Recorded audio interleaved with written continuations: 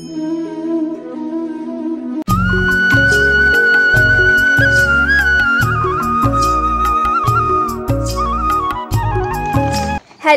Everyone, সকলকে জানাই good evening. কেমন আছো সবাই? আশা করি সবাই ভালো আছো, সুস্থ আছো।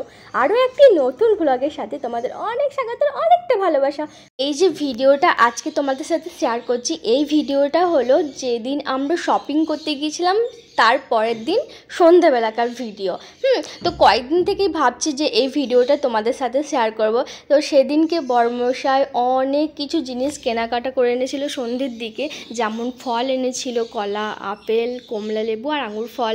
তারপর সাথে কিছু তোমার সবজি রাখার ট্রে, তারপর হচ্ছে মশলাপাতি রাখার ট্রে, এই সমস্ত কিছু দিয়ে যেহেতু রান্নাঘরটা সাজিয়েছিলাম সেই দিনকে।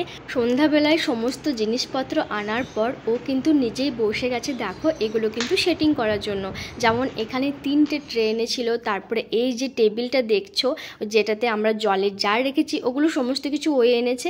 তো চলো আমরা রান্নাঘরটা তোমাদেরকে ঘুরে দেখায়। পুরোটা ডেকোরেশন ওই করেছে, শুধুমাত্র আমি হেল্প করেছি কোন জিনিসটা কোথায় রাখতে হবে বা কেমন করে রাখতে হবে, বাট পুরোটাই কিন্তু ও সাজিয়ে গুছিয়ে দিয়েছে। ও ডেকোরেশন খুব সুন্দর করে করতে পারে জানো। তো যাই হোক, রান্নাঘরের প্রথমেই ঢুকে দেখো একটা ছোট্ট মতো কল রয়েছে, তার পাশেই রেখেছি জলের জেরিক্যানটা, তার পাশে একটা বেসিন রয়েছে, তারপর এখানে ছোট ছোট তাক রয়েছে, ওই তাকগুলোতে রেখেছি বাসনপত্র, তার নিচে রেখেছি জায়গাটায় তোমার হচ্ছে সবজির ট্রেটা, আর বেসিনের তলায় রেখেছি ডিমের ট্রে। তারপর এই পাশে এসে দেখো এখানে গ্যাসের ওভেনটা রেখেছি, আর এখানে গ্যাসের মডেলটা না ভীষণই সুন্দর, আমার খুব ভালো লেগেছে জানো।